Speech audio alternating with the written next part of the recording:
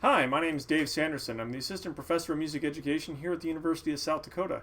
Just want to take a second and welcome you to the 2020 Directors Institute. Obviously, because of COVID-19, we'll be moving this to a remote format this year. So this video is just going to be a quick crash course over music ed resources and software programs out there.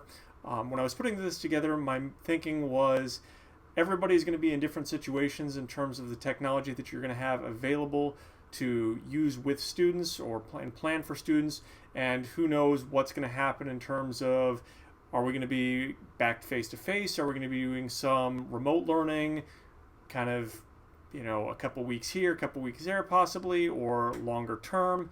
And so I just wanted to give a quick rundown of a couple resources and software programs and tools out there that I've found to be particularly useful. I know there's a lot of lists out there of recommended resources, but I just figured it's kind of helpful to, rather than get a list of 50,000 things, of 20 things that somebody is at least taken a look through and can kind of talk about. So I'll be kind of giving some of my greatest hits of things that I cover in the music technology classes here at USD with the undergrads. And I hope that the stuff we'll be talking about at least will hit some programs or some software options or websites that will be of use to you in your own teaching this coming year. To kick this off, we'll go ahead and first quick talk about devices and operating systems. Now, if you're watching this, most likely your school either issues devices for students to use, and so every kid's on the same device, just plan for something compatible with that, you're good to go. Or you might be in a situation where you're in more of a bring your own device situation where the school might not have enough devices for everybody, or students are literally just left to fend for themselves to find some device to access any remote or web-based resources. Now, when I'm looking through programs here, the main distinction I'm going to have is downloadable programs and web-based. So downloadable programs are something that you download to your computer that you can then run with or without an internet connection. And web-based programs are programs that are either housed on the web, so you can run a software program, but it's usually housed in a browser like Chrome or Firefox, and you need to have a working internet connection to use that particular tool. Websites, by definition, are web-based tools. And for students in situations where I'm working with more of a bring your own device type situation, I tend to lean on web-based solutions because they tend to be better at being compatible across a multitude of devices like tablets, computers, desktop and laptop, as well as smartphones in some cases. Now, when it comes to software programs that are web-based, like things we'll talk about like Soundtrap, Soundation, BandLab, Noteflight, and Flat, those things are going to be full software programs that still have some hardware requirements. So even though they're web-based, you can't run them on all smartphones, particularly Android or iOS devices, but they might have some compatibility and they might run on tablets running things like iPad OS, sometimes Android, but most often it's going to be things running Chrome OS, which are typically Chromebooks and some two-in-one tablet type devices. Now, the benefits with downloads are you don't need internet, and if you do have to pay for programs, typically it's a one payment required. You pay for it when you buy the program and then you're done. And the downsides are being typically the installation and setup has to be done on every single individual device, and you usually, especially the younger the students are, the less you can trust that they can handle it on their own, and so it's a lot more work for you or your IT department ahead of time. The other thing is you have to do that setup on every single device, which again makes it a little bit tedious. Now, with web-based programs, you don't need to worry about installation, which is great. Now, the other thing is oftentimes with web-based subscriptions or programs or software packages, with things like Flat or Noteflight or Soundtrap, BandLab, you can create linked accounts through learning management software that then lets students share things and share them with you without having to download files and then upload files, and it cuts out some additional steps. The downsides to web-based things are you need a working internet connection to run, which, as we know, isn't necessarily given for all of our students. And another thing, with anything that you pay for, they typically tend to be pay-as-you-go, meaning you pay for a yearly subscription, and like most things, that yearly subscription will get larger as we move forward in time. And typically we see the subscription prices rise a little bit faster than inflation.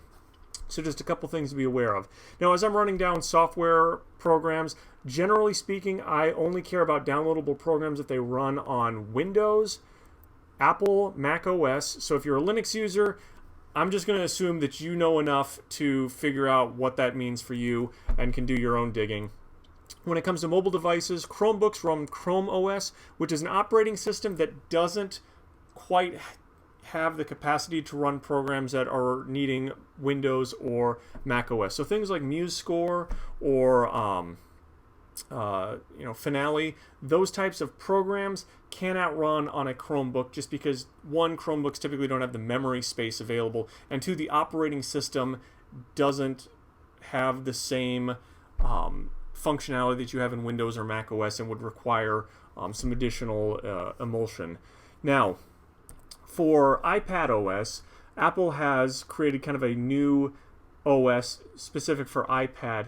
It's not the same as the desktop version, and just know for iPads, any downloadable program you have is going to require a specific app that you'll need to download, and you do have to download that on every single individual device. So for iPads and Chromebooks, I generally recommend use web-based resources when you can, because it's usually a little bit easier for you to get everything up and running. Now for smartphones, iOS or Android devices, I'm not going to talk about anything you can download on those.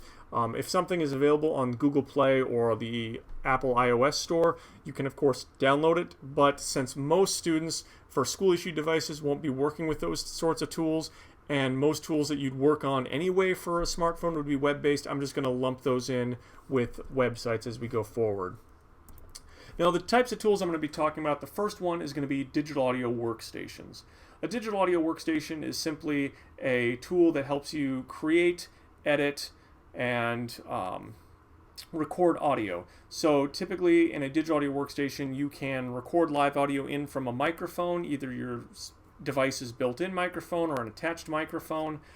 It'll let you create music using some type of interface. Usually this is some kind of build-in with MIDI. And it'll also let you edit audio and manipulate things, so stretch loops, cut loops, adjust things like timing, pitch, durations, all those sorts of things. The digital audio workstations that I'm going to be running down will be GarageBand, BandLab, Soundtrap, and Soundation, because I think bang for the buck, these are the best options out there. And so I'll just take a minute and go through each one of those in succession. For each of these slides, as I'm running down resources, I do have them ranked in terms of kind of my own personal preferences, in terms of what I would use with students depending on my particular teaching situation. All right, GarageBand is the digital audio workstation that I tend to use the most, just because it's kind of the most bang for buck. Most digital audio workstations are going to have you choose one of the following templates as you get started in your project. In this case, I'm just going to go ahead and select a software instrument.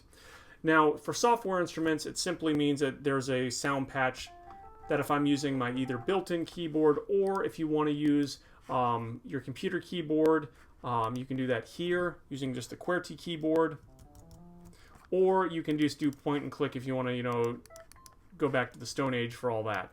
Now, over in these windows, you can choose different types of instrument patches. So, for instance, if I want to go with a synthesizer sound, I can do that. I can change synthesizer, find something a little more. Okay, that'll work for me.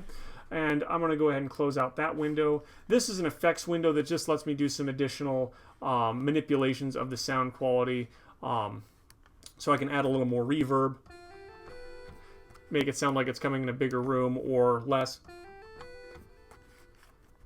It's also got a little bit of a delay that I'm not as big a fan of. And so you can mess around with sounds that way as well. And students can spend hours just playing around with those features. But what I typically use the MIDI instruments for is you can actually just record in.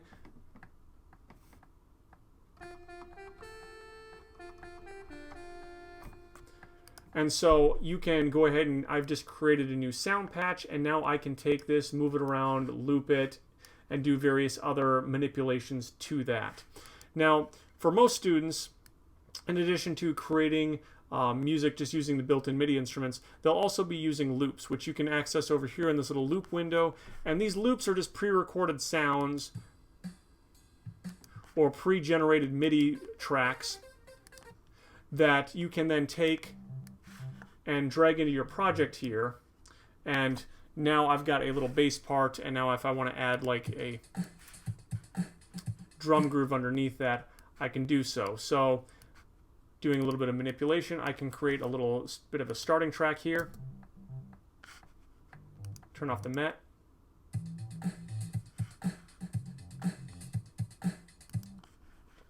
And so students can also, in a project, if I want to record some live audio on top of that, I can set up my mic, and let's say that I want to record some audio in, starting right there. I'm going to go ahead and hit record.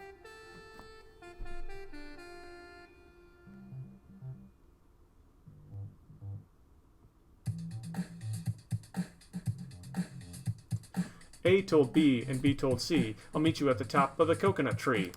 All right, so I can now take this audio sample, cut out the beginning, and so now I've got my little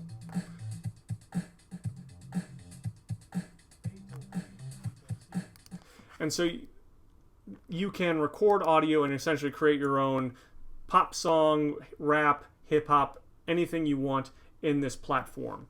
Now with the loops, if you're trying to find things, there are some browsing options up top where students can actually browse for specific instruments or genre or just other descriptors to find a particular loop that they're looking for. So it can kind of help that generative process of finding loops that are going to sound good together.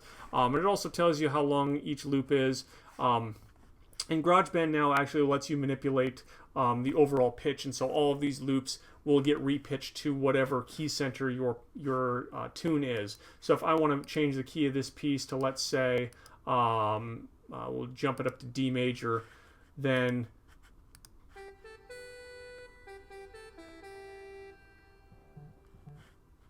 and so now I've adjusted the pitch globally for everything. So that is a nice feature that GarageBand now has that previous versions did not. Now, one other thing that you can add that's a little bit newer feature in GarageBand, if you've not used it for a while, is the drummer function essentially creates a procedurally generated drum groove, and it lets you kind of choose from all these various drummers here who have kind of little backstories and personalities and just kind of soundscapes that they kind of come from. You can select, so like electronic Ronnie, so we know it's some dubstep with a little bit of southern hip hop, and so we can see that I'll go ahead and just get rid of everything else just so we can hear what this sounds like. Now I can, in this, make his beat a little more complex. I can kick up the number of fills, make it a little more active. So let's say we want to do something like this, like a high school drummer. Let's just do everything as much as possible to the max. Now I could also simplify this down .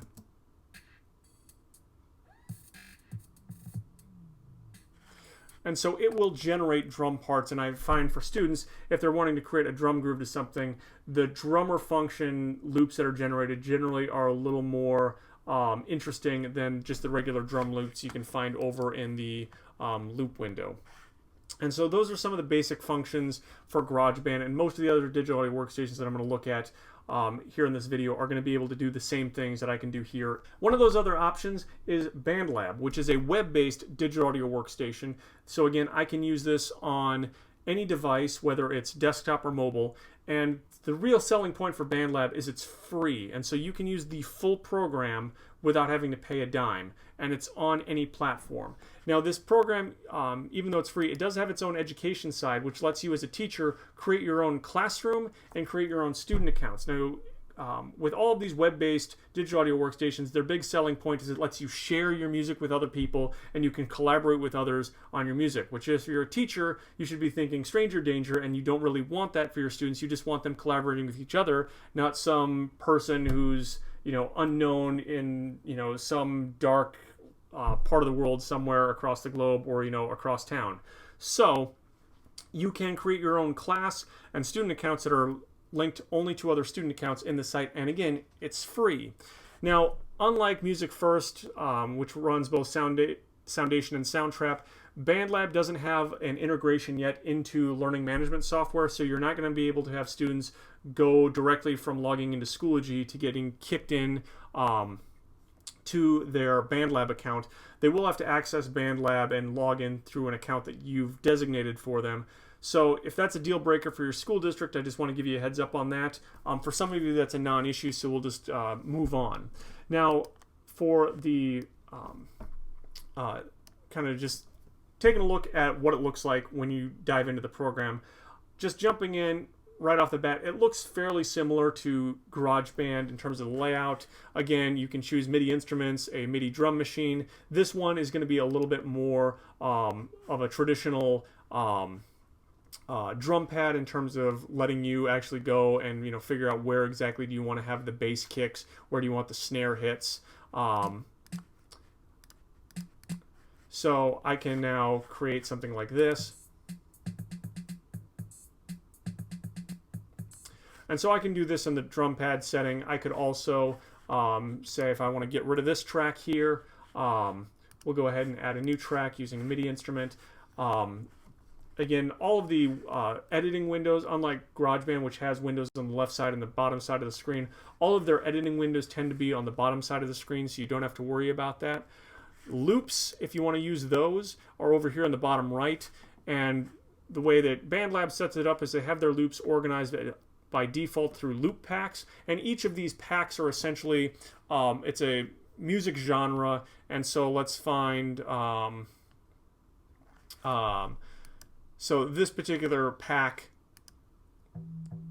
all of these loops are designed to kind of integrate with each other. And so you can choose different loops to sync together. So for instance here, we'll just go ahead and create this loop and we'll add some bass to that. Or just a drum groove, I guess. And so I can take these loops and now create an original tune just like I did in GarageBand. You can also record in either using an instrument, or if you want to record in using your microphone, it's the same record button and functionality, so that's all good to go. And all that. Now, if you want students to collaborate and share their projects, they're going to have to kick out of this for a second, save their changes. But in order to add collaborators to a project, they simply just have to jump out here and then share their project to other students in their class. Now, currently, I don't have any students in this class, so I don't have anybody to share it to, but it also gives you a link to share it to somebody else, which, again, depending on your teaching situation, this is either a feature you want to have or you would rather they didn't have. But I'll leave that to you. The program has most of the same functionality of GarageBand. It's not as powerful with some of the editing features, but for most purposes, it's going to be more than enough for middle school and high school students. Soundtrap is a digital audio workstation that is produced and put out by Music First, and it's part of their education suite. So if you're using other software solutions like Noteflight or Aurelia or any of the other programs they have, this might be the best option for you. Now, I will say that this is a paid program, so though there is a free version, you definitely want to go for the Ed version just because the free version cuts out quite a bit of the functionality that you're probably going to be wanting to have for your students. Now, the education pricing is going to start at $250 roughly for 50 seats, and you can play around with the little slider here to get a basic quote for what it would cost for you to implement with your program. Now, again, you don't necessarily have to do this if you want it for your own personal use. There is a free option there. The problem with the free option is, again, it's going to be very, very limited. And I will just note that if you want to scroll for it, you have to scroll down here because they're trying to, I think, kind of hide that option out there. Now I'm going to go ahead and log in so you can see what this program looks like. Things I like are it's fairly user-friendly. The main selling point of this program was the collaboration feature. And so when you jump in, it's immediately going to take you to your past projects, and if you're collaborating with anybody else, you'll also be able to see their projects as well. Now, to dive into the studio to see what it looks like, I will say this is by far the most user-friendly program out there. So if we start a new music project, it's going to give us the option of, do we want to browse their loops? Do we want to make a beat pattern using this basic drum pad interface, if you're familiar with that? There's not really any surprises there. We can also play a synthesizer. It does have several synth options. On the paid version, you have a selection that's kind of comparable to what you might see in BandLab or GarageBand. The other option you have is to import music files, which you can do. You can also do this same function on GarageBand or anything else, but they just make it a little bit easier to access it because it's right here on the home page. And then again, you can also invite a friend to collaborate, and they also have a tool right here. So unlike BandLab, you can invite collaborators right here in the project while you're working on it, which is a nice little feature to have if you're doing a lot of course collaboration. Now, you can access and browse the loops here or through here. I should note that if you're looking for the global playback functions, they flip them so they're at the bottom of the screen rather than the top. When you look for loops, you can browse through the filters they have up here. You don't have as many filters as you do in the other digital audio workstations I'm going through. So this is one of those, if you're really looking for something specific, it can be kind of hard to search for. But if you're teaching younger kids, sometimes fewer options is better, and so there's the trade-off that you have to worry about. You can again sample loops here, and since I'm using my free version here and not a paid version, I'd have to go down to find something that's free. And similar to the other programs, I can just then take my free loop and throw it into the program and then manipulate it like you can in other digital audio workstations in terms of editing, cutting it down, looping it, so on and so forth. You can also add fade in, fades outs, quantizations, changing pitch, and all of that here. And so they're fairly easy to use. The same features can be found in the other programs we've looked at. There's just different menus you have to go through to find them. So here it makes it a little bit easier to find things. The one thing I will say is with automation, GarageBand and BandLab will let you do literally whatever you want with automation. And that's simply saying, like, if you want things to pan from one speaker to the other as the track is playing. And so you can change volume, panning, equalizer, other effects as the loop as it plays in real time. BandLab and GarageBand, again, will have unlimited access to that. Soundtrap limits you in that regard to a couple tracks, and it doesn't have as many automation functions as the other digital audio workstations that we look through in this little video series. Now, again, I really like Soundtrap because it's easy to use, and I use this with my elementary ed students for digital audio workstations just because all of them can access it because it runs on both desktop and mobile devices, and it's accessible for anything, whether it's Mac, Windows, or Chromebook. So those are, for me, the real selling points of this program. The final digital audio workstation tool I'm going to talk about is Soundation, which is also part of Music First Suite. This digital audio workstation is definitely geared more towards the amateur music producer crowd. It's going to be a little more powerful than Soundtrap. The user interface isn't necessarily as user-friendly. The cost of the program is comparable to Soundtrap. The one negative I have with the program is it only runs on desktop caliber devices. So if you're on a MacBook or a Windows laptop or a Chromebook, it should run for you. But if you're on a tablet device or some type of smartphone, it's not going to be running on those types of processors. Now, if we jump into the studio, I do want you to be aware that this one is by far the least user-friendly. Unless you've worked with digital audio workstations like Pro Tools or Logic, Cubase, or any of those, this is going to be a little bit of a departure because you're going to have a lot of additional windows and things to worry about. But the function is pretty similar. You have dedicated audio tracks, dedicated MIDI tracks. You can change the various MIDI instruments you want. It does have more options in terms of types of MIDI generation. So for instance, if you want to do create something just using sine waves and sawtooth waves and just kind of create your own unique waveform, this program is going to let you do more of those sort of things. The loop library that it has, or the sound library as they call it, is not as friendly as some of the other ones, mostly because they don't have the same type of filtering that you have in some of the others. and the titles themselves are a little less user friendly, and you gotta read essentially glorified file names to find things. But they've got a ton of sounds that you can choose from across a wide variety of genres, and so there are quite a few things you can do with this particular program. Like I said, the limiting factors are: one is it's not going to have the same type of kind of user friendliness that you find in some of the other platforms, and two, this only works on desktop caliber devices. But if you want to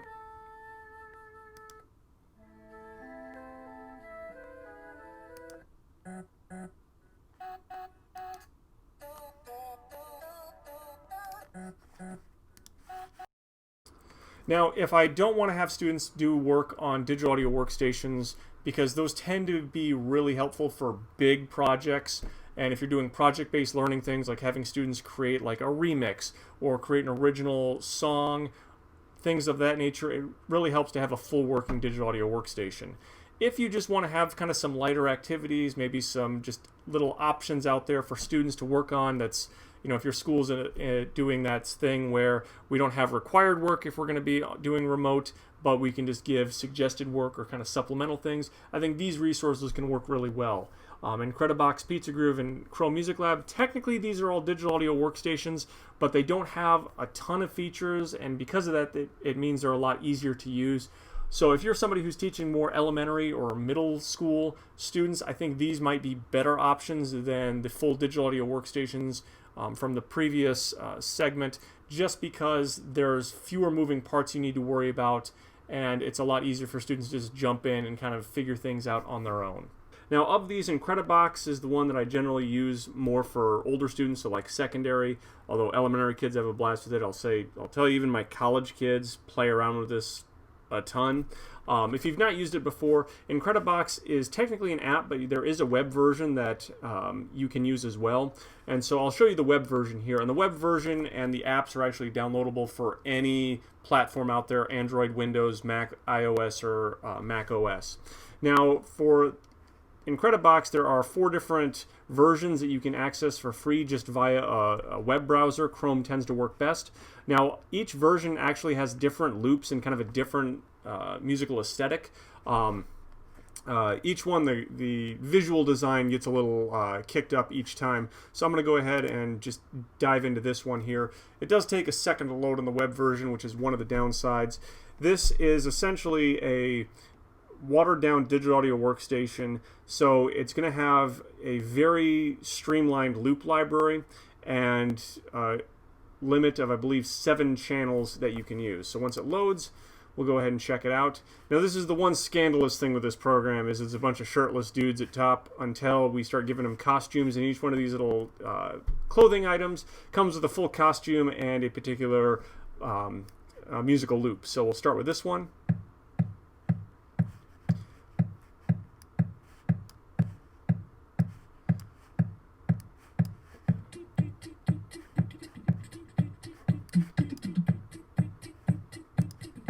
And so I can assign them. I can also have them exit out of them.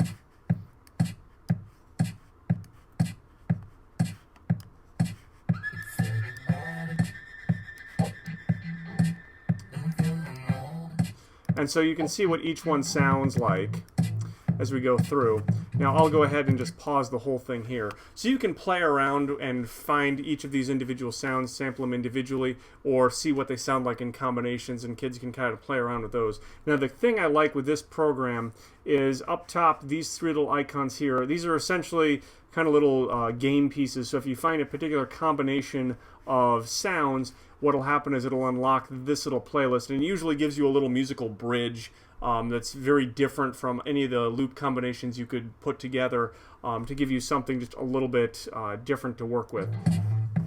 So I'll go ahead and try to find that first one here.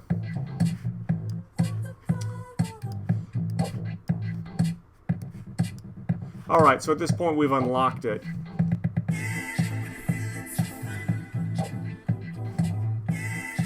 Now, you'll kind of have noticed that the yellow tend to be beats followed by additional kind of percussive patterns, and then usually the red and the purple, or usually this third and fourth grouping tend to be more vocally driven loop patterns. Now, once I click on this, once it cycles through, once it kind of goes through 2 cycles here, it's going to go into the bridge, and so this is a thing that kids really like.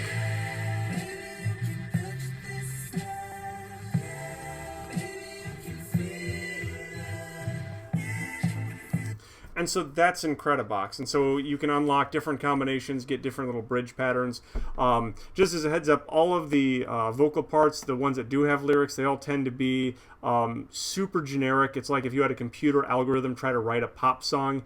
Usually the words are kind of the feel good, love, so you don't really have to worry content-wise about anything that's going to be scandalous with your kids, because this was designed kind of for the younger audiences in mind. My college kids love it. When I was teaching high school and middle school, those students really loved it. So this is one of my favorite just web-based kind of digital audio workstation light tools out there. Another tool that I'm sure several of you have used before is Chrome Music Lab. And Chrome Music Lab, again, you can just go to musiclab.chromeexperiments.com. And Chrome Music Lab has just a bunch of different little tools here. So like the Melody Maker, most of these are just point and click. And so you can click little combinations.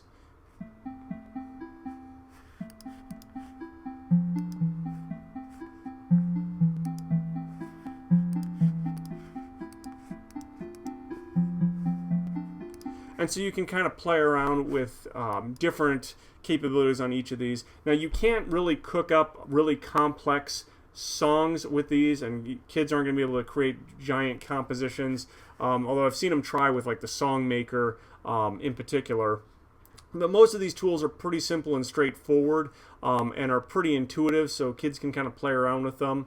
And there's several different options there. So I find that this tool works particularly well for younger students, and it just kind of is a supplemental, hey, just check this out, and it gets them at least kind of engaging, playing around with sounds. And, if they really want to get into it, you can kind of check out, here's what sound waves look like, harmonics, piano roll, oscillators, and those sort of things. Students can kind of see, for instance, with a piano roll,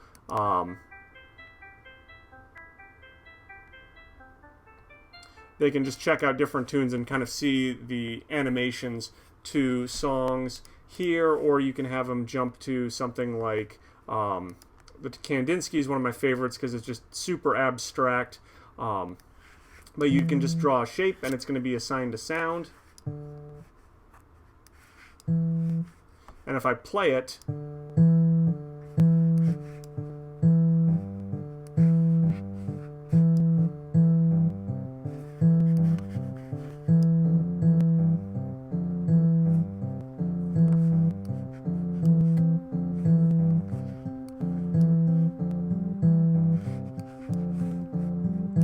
and so kids can kind of just create things this way. And again, it's not like there's a ton of content here, but it is just some fun sound and music making activities that I think work particularly well for younger students. Now, the last of the Digital Audio Workstation Lite programs out there that I find pretty useful for just some supplemental fun activities for kids is called Groove Pizza. The website is a pretty long link, but if you just go, type in Groove Pizza, it'll kick you here. This was designed out of the New York University Music Lab. So this particular program lets you create essentially a drum pattern, but it has this pizza visualization. So I find for some kids it kind of helps them conceptualize and see, what different beat patterns look like. So we'll go ahead, and there's different drum sounds you can get here. If you go to specials over here, it'll give you a couple basic templates, so like a jazz swing, or the classic Billie Jean. And so what students can do is they can either use the interface down here to modify the sound. So if I want to do something like, say, I'm going to make this a little more funky. so they can manipulate that. Now it also lets them take different shapes, and so if they want to kind of circle things around and kind of play around with different placements and combinations, they can do that. As well as for some students, just again, it's just something for them to kind of play around with. I don't know how much you want to get into kind of the relevance of the angles to the actual musical sound, but students can play around with different shape combinations or different common beat combinations they have over here, just so they can hear what different things sound like. So, We Will Rock You, here's what that's going to sound like, and here's a visualization.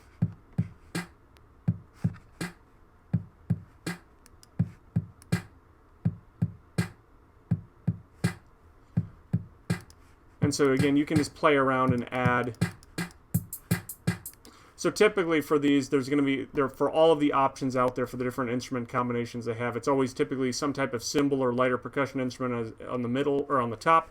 In the middle is usually a snare drum or mid-range percussion instrument, and usually some type of kick drum or lower drum for the outer ring. And so students can kind of mess around with this just to see what different patterns look like, both in terms of the typical drum pad style interface down here, or they can actually see what it's going to look like as it cycles through. You can have students actually create 4 separate little patterns that'll then play sequentially, going this one plays, then this one, then this one, and this one, and they can edit those. Again, there's not a ton of musical content here, but it is something that's, again, it's pretty intuitive to play around with. All right, now notation programs for a lot of us is going to be something we're pretty comfortable with, because most of us coming through our undergrad are used to, reading notation, writing notation, and all of that. And if you're wanting to have students compose music with a notation platform, I think there are 4 viable options out there. Now, I'm going to talk about 3 of them. I'll talk about Flat, I'll talk about MuseScore, and I'll talk about Noteflight, just because 2 of them are web-based and will run on pretty much any type of device out there. And MuseScore is free and compatible with both Windows and Mac OS.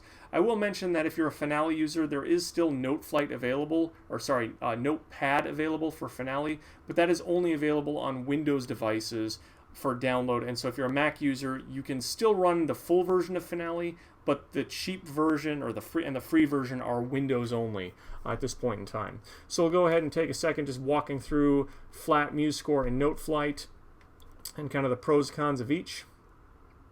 Okay, when it comes to doing music notation, there are, in my estimation, really 3 decent options for notation programs for student use. The first of which I'll talk about is MuseScore. Now, MuseScore is a downloadable program. It does work on both Windows and Mac OS platforms. The program is open source, which means that it's free to use, as well as the source code's free to use, so people can add various extensions and all that, that if you want to go a little bit further or find specific tools, you can always search the web and you might be able to find special tools or sub-programs for MuseScore.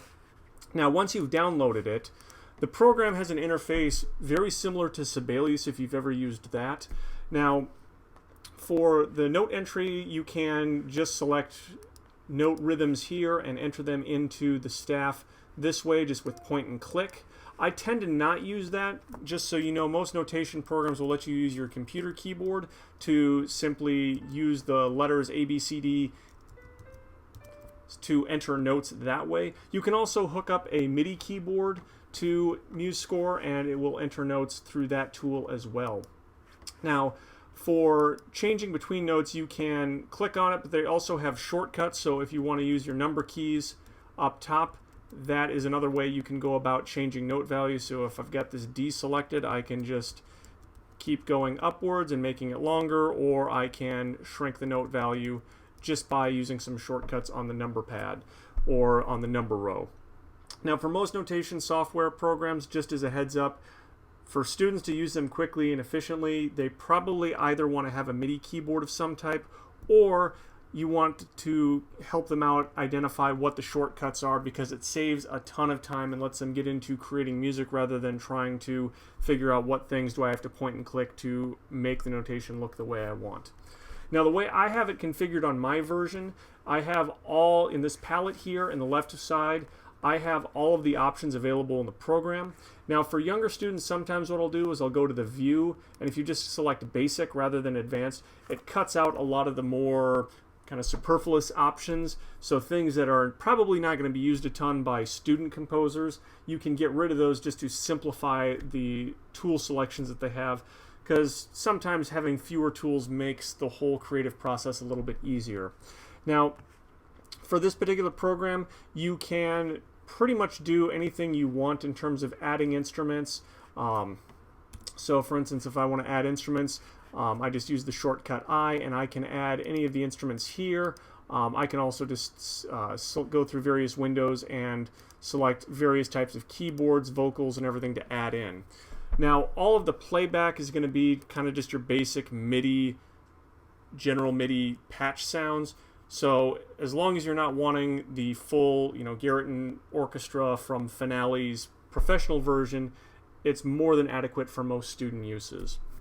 Again, because this program is free and works on all Windows and Mac devices, and once you download it, you can use it really however you want with no internet connection even.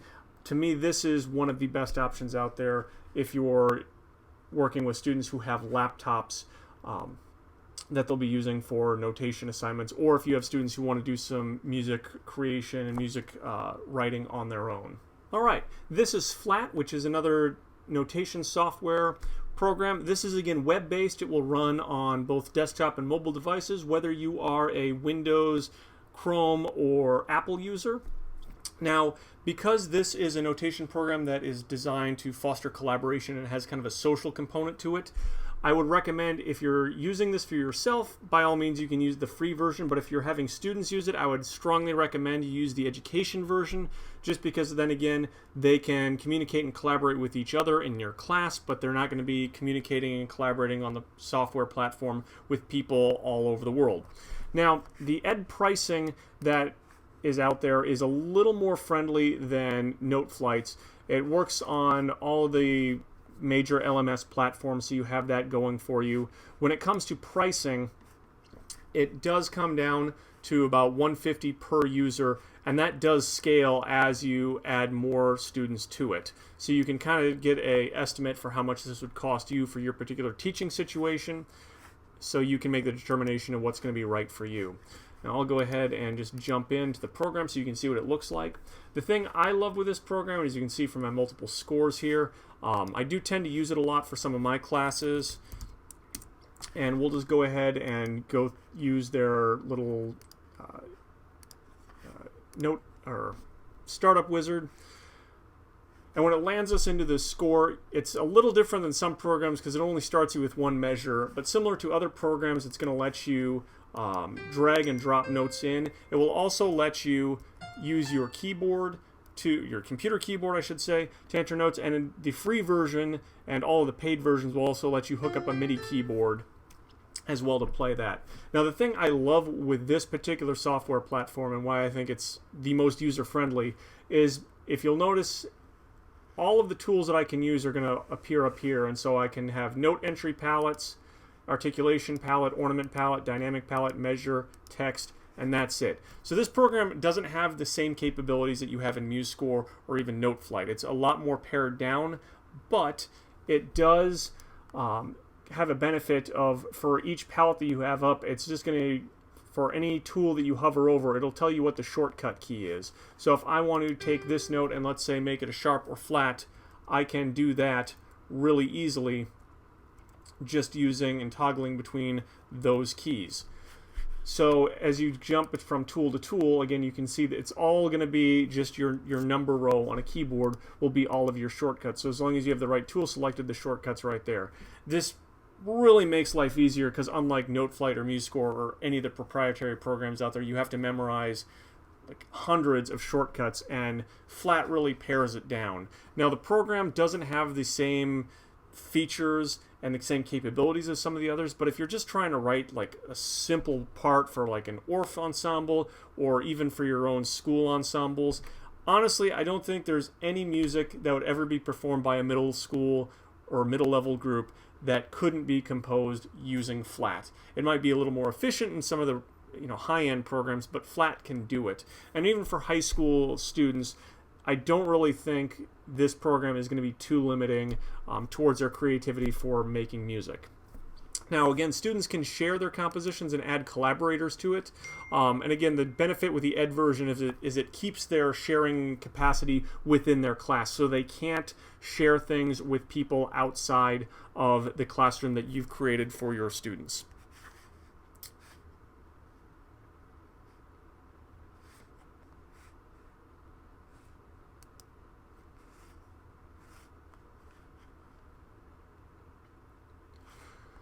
Another thing you can do with this program is if you want to create a PDF of the sheet music and print it off, or render it into an MP3 for audio, or convert it to an XML file and then send it to another type of notation software for further editing, you can do that here, as well as convert things over to MIDI, which is a really handy feature.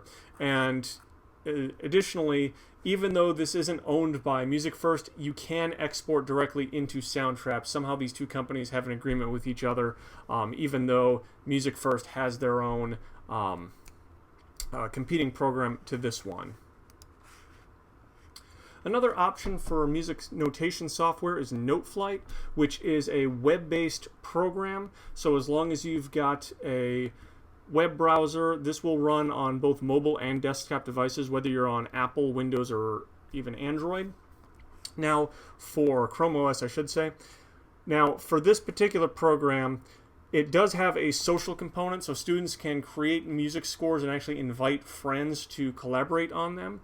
And so because of that, even though there's a free version of this program out there that's got several limitations that makes it a little bit unwieldy to use, you'll want to use the Noteflight Learns option in Ed settings, just because that way if students want to collaborate, they can only collaborate with other students in your class, and they can't be collaborating with people who are, you know, all over the world, and all of that. Now, with the Ed side, it does have LMS integration, so if you're using any of these platforms, Noteflight can sync up with them, so you can create assignments and score assignments and have those directly jump into your gradebook and all of that. But it does cost $70 a year for 10 users and an additional $2 for every user after that.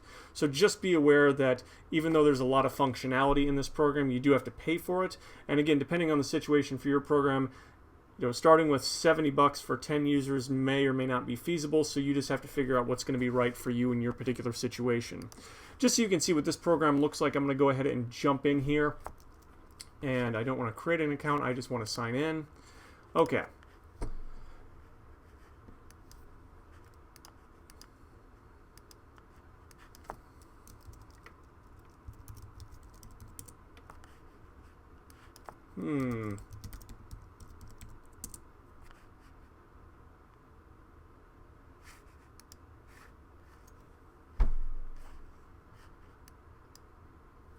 Okay, so when you jump into the program, it's going to jump you to a landing page, and so if you're collaborating with other people or you have several scores created, it'll let you choose which of those you want to jump into. I'm just going to go ahead and start with this particular score.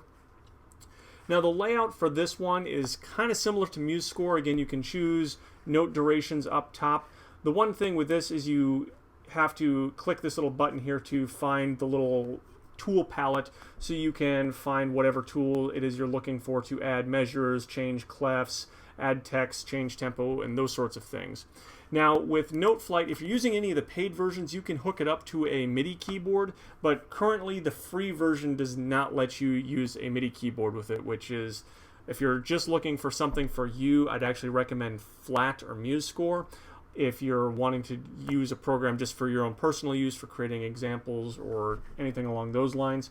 For students, this program tends to be fairly intuitive. Again, a lot of the layout is going to be like MuseScore. The one thing that bugs me a little bit is they don't have rhythm shortcuts. Well, they have rhythm shortcuts, but they involve multiple keys, and they're a little more complicated than what you'll find on things like Finale, Sibelius, Dorico, or MuseScore. So if you've used those programs and are a power user on any of those, Noteflight, you might have a similar reaction to me, where it's just a little bit of gnashing of teeth trying to get around some of the newer shortcut and key layouts, because they're not following kind of this typical template from a lot of the other notation options out there. Now with MuseScore, again, you can click and add notes in. You can also use your keyboard keys just to enter note pitches, just using A, B, C, D, E, F, G on your laptop or desktop computer keyboard or even tablet, and all of that. It will also let you play back and export files to XML or other files. So if you have students who want to take their file and then work on it in another program, this does give them the option to do that. All right, for music theory, there are really two sites that I recommend, musictheory.net and Theoria. I'm going to look at musictheory.net first just because I find this, to me, is really the gold standard for online digital music theory tools. Now, it's free. You can go to the website and access all of the things that I'm going to show you. You should know that they do have some apps that you can download for iPad or iOS devices. You do have to pay for the apps, but all they do is take all of the content you can access through this website that I'll show in a second, and it just downloads it onto your iPad so you can access it offline. It's a nice little feature, but again, in terms of just overall cost effectiveness, it's not something I can really endorse for kind of large-scale implementation for all of your classes. Now with the website, if you go to the website, you can click on up top the link lessons, and it'll show you lessons that are kind of laid out in a fairly sequential pattern. It kind of groups things by content area, but it'll talk about just basics, which if you're working with, like, say, middle schoolers in a general music setting, you might want to be starting here. Whereas if you're looking more for your high school ensemble students, you can get into things like scales, key signatures, intervals, chords. You can start getting into, as you see as you scroll down, things get more advanced, and you start getting into chord progressions, non-harmonic tones, and harmonic analysis, and those sorts of things.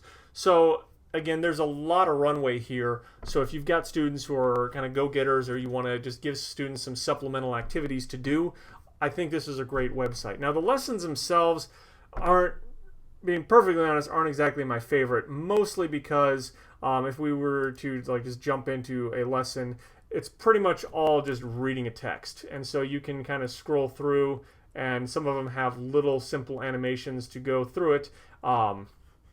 And you can play through some of these examples that'll demonstrate, here's what it sounds like, here's what it sounds like when you have a quarter rest and that sort of thing. But it's pretty dry. So for some students, this is fine because it's going to be just kind of stripped down, here's the information you need to know, move on. But for students who are going to need a little more time to chew it, or might benefit from kind of accessing material and kind of interacting with it a little bit more, you might find this site a bit wanting. Now, all of the lessons that you have here kind of spell it in a similar fashion. But another thing that this website does that I really like is it does have a bunch of exercises. So for instance, for exercises, what it's going to do is you can again look through things like staff identification, identifying notes, scales, chords, building them, noting, finding things on a keyboard or fret, and it also has some ear training examples. If we jump into this note identification example, this exercise simply shows me a particular note in a treble clef staff, and it gives me some options to identify it. And at this point, I can say C, and you'll see that so far I'm doing 1 for 1. Hey, I'm fantastic. That 3 degrees in music really paid off here. Okay, so if I get something wrong, then it's just going to note that, and it shows me my overall percentage up top. Now, for students, you can simply just let them have at it, but I usually, for my students, let them know that if you go over to the little cog here, they can actually customize it to, let's say I want to do the grand staff. I want to use notes from this range to this range. I want to include all key signatures are now fair game. And let's say we'll go no note filter. We'll include accidentals, and I can then jump back into this, and now we see that life is a lot more complicated. And so again, it tracks it up there. Now there's another feature students can do, which is if they could jump down, again through the cog down to challenge mode, they can actually set up their own challenges. So let's say in 1 minute you have to answer 20 questions, and you know what, we'll just simplify this just so it's a little bit easier. And so we might do something like this. And so now it brings me to this screen. I start the challenge. And what this ends up doing is it lets students follow along with what's going on. And it keeps track of this particular timed example. So we can keep going.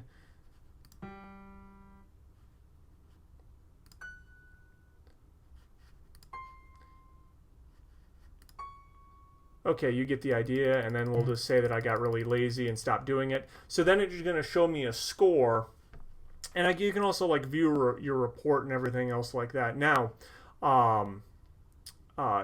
students can also sign this, and they'll get a little verification report, which essentially is this little digital identifier that they can then send to you, just to kind of show that here's what they were working on.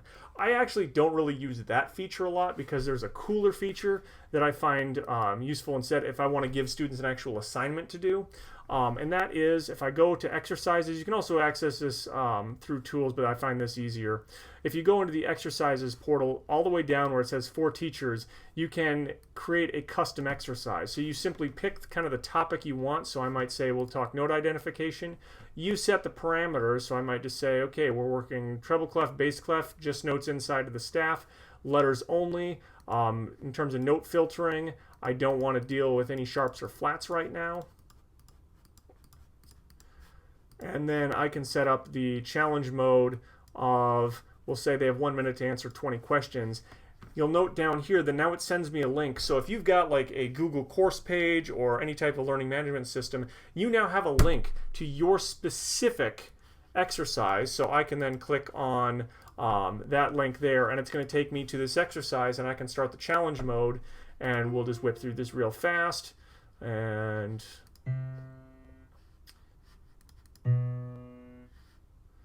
all right, and so now it's going to give me my score, my percentage, and now if I view a report, if I sign it, it then gives me a code that then students can submit back to the teacher. Now for this code, what then happens is you can go back to where it says code checker, and we'll just copy this link here. So I'm going to copy the code, and students, if you just take their code, you can then dump it in here, preferably once, verify, and then it'll tell you here's how well they did on that particular exercise, and gives you more of the specifics there. Now, if you're going to be giving students an assignment and ask them to submit codes, I'll be perfectly honest, when I've done this, I don't actually check everybody's codes. I just check a couple, usually at random, and then if any student ever, falsely submits something, then they're on the watch list, and if you're on the watch list, I just keep checking them, regardless.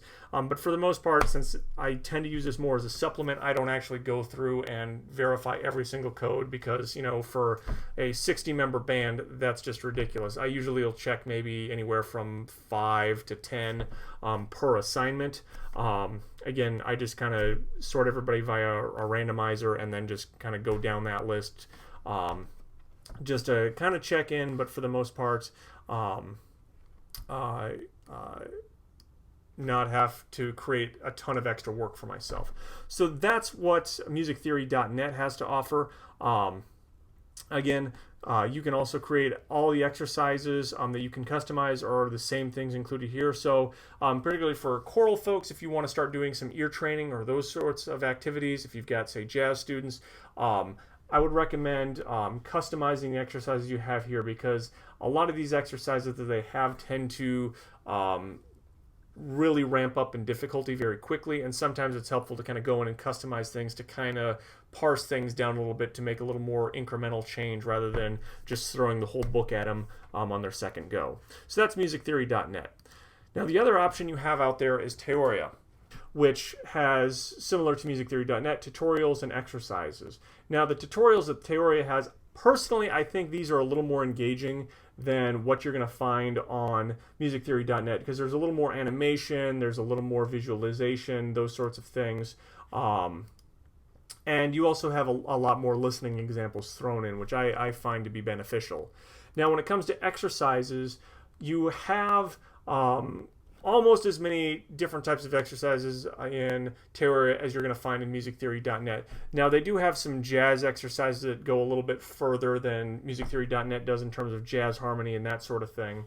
But for music theory, it's pretty much going to be similar type material. Now, if you were to click on a exercise, what it's going to do is it's going to give you some options. If you want to save scores and kind of track them, students do need to create an account. So that is an extra hurdle, and for me, that's kind of one of the reasons that I tend to use musictheory.net, because that's a step that I don't need to deal with. But it does give students the option of creating a kind of some limitations on, let's say I only want to deal with treble clef or treble and bass clef, or setting time limits, question limits, and that sort of thing. Students are in the driver's seat, so they can kind of edit exercises similar to how students can do it in musictheory.net. The only difference is there's not really a great way for the teacher to create their own set of exercises, then give that to students, and then track that information. Terraria is just not really designed for that at this point in time. But if you've got students who are very self-motivated and self-directed, this is another alternative to musictheory.net. I do find it a little more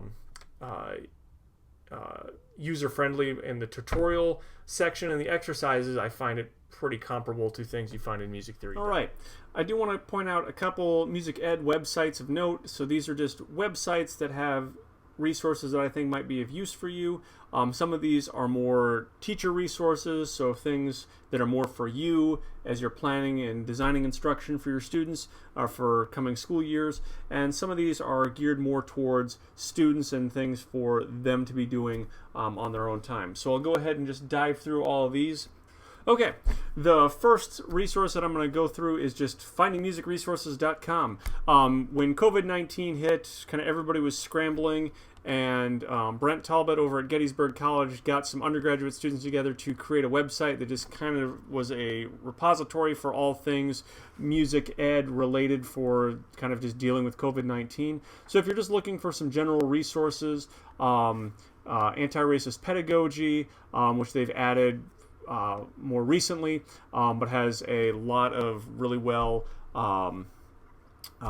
laid out resources for you. They have digital audio workstations, a lot of the same ones I've covered, but a couple other ones I didn't cover them for a reason, but if you want to know more about some alternatives, they're there, as well as just music methods and approaches, just links you to things like the ORF, FireOb, and Kodai, Suzuki web pages in those organizations.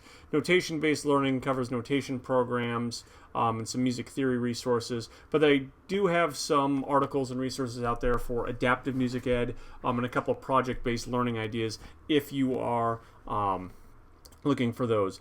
Their ensemble materials are primarily going to be links to various YouTube channels or kind of other resources, channels, PDFs that can give students some material to go through and review that might pertain to your classes. I will say that for the ensembles, even though there's a lot of them listed, there's a lot of cross-reference materials there.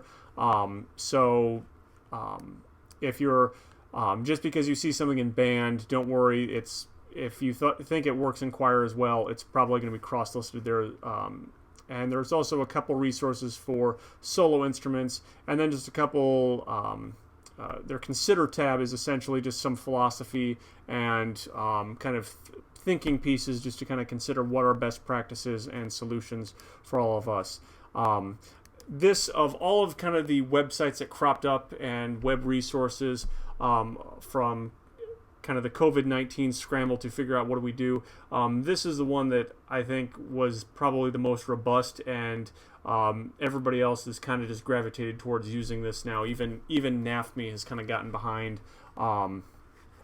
this particular resource for COVID-19 resources. Now, another resource out there is Amy M. Burns, has her own personal website. She is an elementary general music teacher, and she was actually the first president of the Technology and Music Education Organization, or TIME.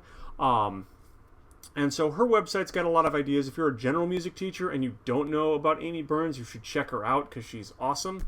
I would recommend if you're somebody who's got an iPad or a smartboard, she has iBooks out that essentially you can download it. They're free, and she goes through pretty much every app under the sun for iPad and all of the options you've got for smartboard, and they're surprisingly methodical and comprehensive, and I really appreciate that they have been routinely updated, and so you will find them up to date if apps are no longer supported or if there's new apps.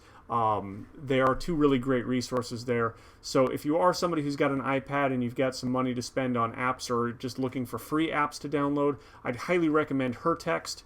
And if you're somebody with a smart board, this doesn't really have anything to do with distance learning, but if you have a smart board, you should check out HerText, because it does go through a lot of things. And even if you're somebody like me who taught with a smart board for years and years, there are still things in that text that I hadn't seen before. So I would recommend it. If you're not familiar with Time, it is an organization out there for using technology in music ed. They do have their own certification. So if you're looking for some professional development hours, they do have their own program. I will say that Time is primarily kind of housed in the East Coast and Ohio River Valley area. So there's not a lot of coursework that can be done in person in our neck of the woods, assuming that you're in kind of the Nebraska, Dakotas, Minnesota, Iowa area. But this organization does have quite a lot of great resources out there, and does quite a bit of great PD work. So they are something to check out, and I'd recommend. Another resource out there is Little Kids Rock. If you are somebody who, like me, likes to incorporate pop music in the classroom, this is one of the best resources out there. This organization kind of started out on kind of both the East and the West Coasts. And there's a ton of resources there. I'd highly recommend checking out kind of everything the site has to offer for free resources. The organization does offer professional development opportunities, and I would recommend, if you're at a conference, like your state music ed conference, and you see a Little Kids Rock session, if you've never gone to one before, I would recommend check it out. They do have a lot of great things going on. Now, for resources, they have a Jam Zone, which if you need to give your kids a resource and say, hey, go learn something on your own, this to me is one of the best tools out there on the web. So the Jam Zone, again, this is all about playing pop music, so guitar, bass, drums, keyboards, singing, songwriting, all of that are here. Now you can you can go about finding things because they're organized by instrument, but you can also search by songs if you want to go about things that way, or you can search lessons, which kind of break things down. And the lessons are designed for people who are beginners all the way to people who are a little more advanced. Now they have lessons over things like ukulele, body percussion, drum set. Some of my favorite sets are their hip hop basics and their rapping, kind of how-to videos. The thing I love is most of their videos are put together, particularly hip hop ones, by artists, teachers who are doing this in clubs and performing on weekends and evenings in places like LA and New York City. So there's that authenticity there that I think really speaks for itself, and I think makes a lot of these materials really engaging for kids. So this is a resource that I link to in my course pages, and even my elementary ed majors who have to take a music class, I show them this, and they will just spend an inordinate amount of time going through some of the resources they have here, because I think this is really a great resource for kids.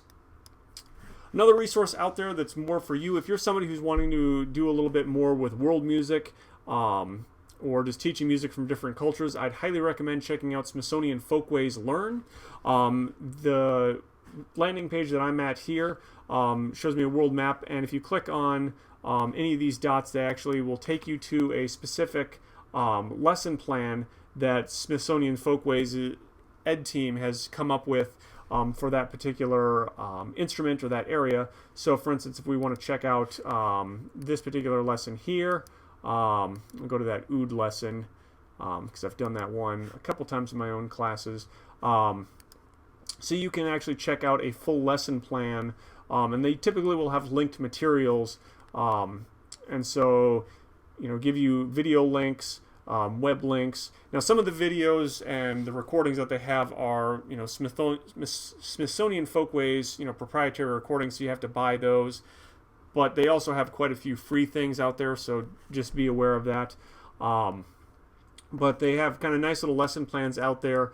And so if you're wanting to learn more about music from different parts of the world, this is not the most comprehensive thing on the planet, but at least can kind of give you a start if you're wanting to get your students to engage with music and kind of explore musics from around the globe. All right, another resource out there is the Kennedy Center. The Kennedy Center has a lot of classroom resources, so if you're wanting to do kind of anything in the arts, whether it's just articles and how-tos, if you want specific lessons and activities, or just kind of explore interactive media, or just give students some tools to, hey, go check this stuff out, there's a lot of great resources under the Kennedy Center umbrella. And then finally, of all the web resources out there, I've talked about it a couple times already in this video, but the company Music First has kind of they've collected really a variety of web-based software platforms. And so if you are going to use something like Noteflight and Soundtrap, and you want to explore some of the other options they have out there like Practice First or Sight Reading Factory, which do a little more with sight reading and letting students record themselves and submit recordings of them playing either music that you've assigned, or in the case of Sight Reading Factory, playing through sight reading examples. These tools will, like anything else that that Music First has, will link up to various LMS software, so you can assign something in Sight Reading Factory and it can be linked into your grade book in whatever, if you're using Schoology or Moodle or whatever other LMS you might be on. It'll link up there. They also have programs like Aurelia and Musician, which are ear training and music theory learning softwares. A lot of the material you see in Musician and Aurelia are going to be accessible through things like Theoria or musictheory.net, but these are a little more engaging. They've got a little bit more teaching materials, if you will, in terms of videos, sound examples, exercises, and the like. So if you're looking at using some of the Music First software like Soundtrap or Noteflight, I would recommend check out their bundles, because you generally get a better bang for buck the more of their software that you tend to use. So I just wanted to point out this website just because they have quite a few software programs out there that are pretty useful. Noteflight, Soundtrap. I also really do like Sight Reading Factory. But if you're going to use any one of these, and you're looking at kind of a comparable program like, say, Flat for notation, or BandLab for digital audio workstations, this might be a better option, just so you have a one-stop shop for all your resources. All right, rounding out the web sources that I would recommend, most of your state organizations, whether it's STMEA or IMEA, MMEA,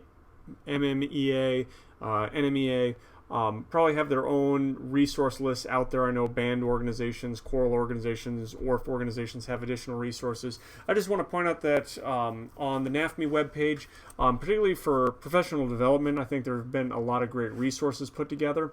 NAFME has been doing webinar series throughout this whole COVID-19 disruption. And so if you want to sign up for them, you actually don't even technically need to be a NAFME member to sign up for them. So if you aren't able to make the webinars during these times, I'll be perfectly honest, with my two kids, ages 0 and 3, I don't have a whole lot of regularity in my schedule, as my wife and I, who are both, she also teaches, and we have to pass off the kids. So it's really hard to attend webinars during their normal slated times. So I really have taken advantage of the past webinar feature, where you can just view previous webinars, listen through. You can also look through the documentation and all that, which I've really enjoyed taking advantage of over break. So I'd recommend checking them out. And as you can see, they've done a ton of these. And so you can look through a number of topics and find things that are of interest to you or pertinent to your particular teaching situation. In addition, NAFME's also put together several online resources for websites that have their own resources available. And then they've also got specific things for instrument cleaning, which I'm sure those of you on the instrumental side have seen that, as well as copyright, disability accommodation, lesson plan ideas, so on and so forth. So this is another one-stop shop if you're just looking for ideas. If you haven't checked it out, I would recommend doing so. And again, I'd really like to just stress that I think the webinars that they've got up right now are a really great resource. And by all means, please take advantage of those. All right, I'd be remiss if I didn't just talk a little bit about web conferencing tools and video sharing. When it comes to web conferencing, you're probably limited to whatever your school district has deemed acceptable for use. If you are somehow lucky enough to have options, I would strongly recommend use Zoom if you've got the option, because it's got the less lag and the best video quality and audio quality of any of the options out there. Google Meet is a fairly close second, but things like FaceTime, Microsoft Teams, there's a couple other third-party options out there are all noticeably further behind with longer lag times, more questionable audio and video quality. And finally, Skype is by far the bottom of the pile for those programs out there. In the handout, I have links to the websites just for those tools, and I also have a link to the Minnesota Band Directors Association. Had a group of directors back when COVID got started who just sat down and they piloted a bunch of different web conferencing tools and gave kind of pros and cons of each. So if you want to know more about these tools and some others, I'd direct you to that resource. For video sharing, if let's say you want to have students record themselves and then send it to you so you can critique it, if you're doing like kind of little mini lessons that are done a little more asynchronously, the two tools I would recommend are Seesaw and Flipgrid. Similar to web conferencing tools, it's going to depend on what your district deems is okay, just because it is going to be involving students sending essentially confidential student information that should be protected under FERPA and COPPA. I will say that both Seesaw and Flipgrid platforms are completely FERPA and COPPA compliant, but your school district still is going to need to sign off on those. So just be aware of that, and you might want to ask about your admin before you dive into one of those programs if you haven't already. Now, I tend to use YouTube a lot, just because in my particular situation, I tend to do things that are a little more one-directional, where students send me a video and then I've got a learning management software that I can use. And also, my students are over the age of 18, so it's a little bit of a different situation if they choose to use it. The thing for YouTube, I generally like it for posting my content because I can then just send out a unlisted link to it. And for YouTube videos, they generally let you post things publicly so anybody can see it and it shows up in a generic Google search. Unlisted, which means it's not going to show up in any Google searches, but most people will need to access it via a link that you provide them. However, somebody could theoretically guess the link and wind up there or get kicked over there from the YouTube algorithm in some weird chance of fate. It's very rare, but it can happen. And so if you post things publicly or unlisted, just know that that's not going to be FERPA or COPPA compliant. You can, however, post things on YouTube that are private, and so students can only access it from a specific website, so it means they have to be logged into the correct YouTube account in order to view material. Because YouTube tends to be a real pain when you have students submit it to you, because you got to make sure that they set their download to private and make sure you're the only one who can see it, and that puts the entire onus of making sure things are, FERPA and COPPA compliant on the student, which isn't good, which is why I generally don't have students in K-12 settings use YouTube to submit videos, but in higher ed, for some of my students, that's their preferred mode, so I just roll with it. Another tool out there, if you're somebody who does a lot of recording and then you want to post that, I really love Open Broadcaster software. If you're using things like Loom or Screencastify or Screencast-O-Matic or any of those, they all work. The nice thing with Open Broadcaster software is it's free, one, and then two, it's unlimited. So I can record as long as I want, and because I have verified my YouTube account, I can post videos as long as I want, and so I don't have to worry about any time constraints or anything on any videos that I create or edit. Open Broadcasting software also gives me the option to record directly off my webcam on any computing device I have. It also lets me do full screen capture without any watermarks or anything else. The one downside with Open Broadcaster software is that you can't edit videos on the platform. It simply just records it and then spits it out. So if you've got an Apple device, you can just take the video and do some quick snipping in iMovie and then upload that to YouTube. And if you're a Windows user, you can just use, I believe it's Windows 10 Movie Maker is their equivalent program to that. So if you want to do a little bit of editing, Open Broadcaster software doesn't have that built in, but for most desktop devices, you have access to comparable software that can do that editing for you. Real quick, we're just going to talk Black Lives Matter, anti-racism, decolonization, resources in music ed. I'm going to be pretty blunt. This is important. Black Lives Matter, systemic racism is an issue in the U.S., pretty much always has been, and maybe we as a country are finally getting around to sitting down and dealing with it. Now, I'm sure that most of you have seen a lot of resources out there, and there's a lot of great work. I'm simply going to point you to two resources specific to music that I think have quite a bit to offer. The first is Decolonizing the Music Room, and the second is the Institute for Composer Diversity. I'm going to give you a real quick rundown of their main web pages. Both of them have fairly active social media presence, whether it's Facebook or Twitter. Decolonizing the Music Room tends to lean more on Facebook, whereas Institute for Composer Diversity has got a presence both on Facebook and Twitter if you're somebody who follows those particular platforms. All right, Decolonizing the Music Room is an organization that from the title should pretty much spell out to you what they're all about. This is about decentralizing Eurocentric music traditions in the classroom and opening up space for more diverse musical practices and traditions, and doing music education from more global perspectives in a culturally responsive and appropriate manner. Now, if you're new to this whole line of work, I'd recommend jump to the resources section first and just kind of get acclimated to where this group is coming from. They've got links to a lot of kind of the major readings in anti-racist and decolonizing work. Towards the bottom, they have a book list that has some of the major texts that you're seeing a lot of people talking about right now for good reason, as well as articles more specific and writings about music education and how these issues are presented in our field and what we can do about it. Now, in addition to all of the resources they have here, they also have an in-practice session that is a little more specific. These are essentially posts from a lot of the kind of founders of this organization, and so these will be things like articles or reflective pieces that I do recommend reading through just to kind of help center and kind of re-examine your own practices.